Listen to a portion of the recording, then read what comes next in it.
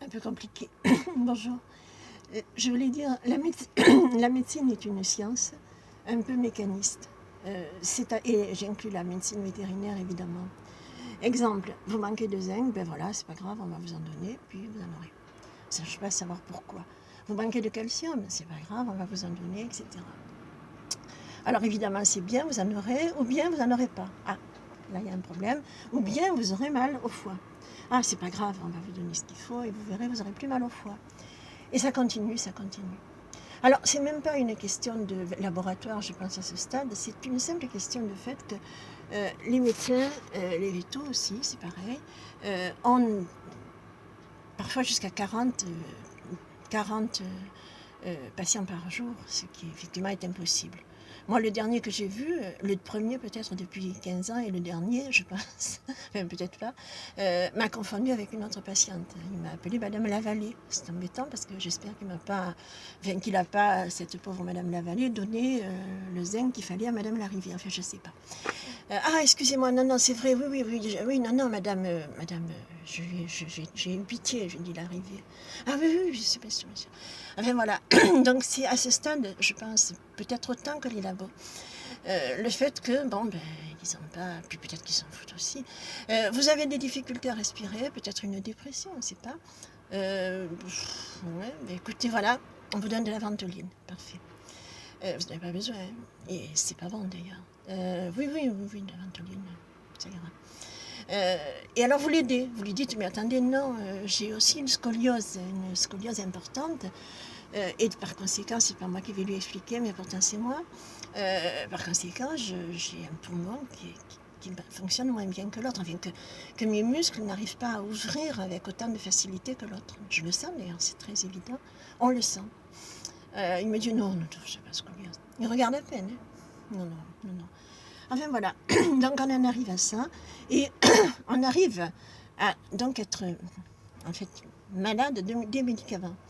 Il m'arrive d'aller dans la pharmacie, la pharmacienne est très sympa, au bas de chez moi, et d'attendre. Il y a la queue. Eh bien, je dirais que sur les personnes âgées qui sont complètement j'en fais partie, complètement surmédicamentées, il y a 1 sur 2 qui se plaignent de douleurs, de trucs graves même, vraiment graves, reliés aux médicaments, et à qui on dit « Ah mais oui, mais vous ne pouvez pas les arrêter, là, c'est pas possible, parce que sinon, on ne sait pas ce qui va arriver. » Donc voilà. Alors, on a quelque chose d'inouï. Et comme finalement, c'est reconnu actuellement un petit peu que la médecine est quand même très... bref. Il y a sur Facebook, et c'est là où je veux en venir, des publicités dérivées. Peut-être involontaires, peut-être des gens sur les starting blocks prêts à bondir, payés par des labos, par des médecins, enfin des firmes, oui, si on veut, dès qu'il est question de naturopathie. Exemple, un chaton très mal en point, avec une fille qui est peut-être naïve d'ailleurs, qui est peut-être tout à fait de bonne foi, qui dit oui, qu'elle est allée voir un véto, puis ça n'a rien donné, on lui a pris je ne sais pas combien, entre 30 à 60 pour que dalle. Et le chaton va pas bien.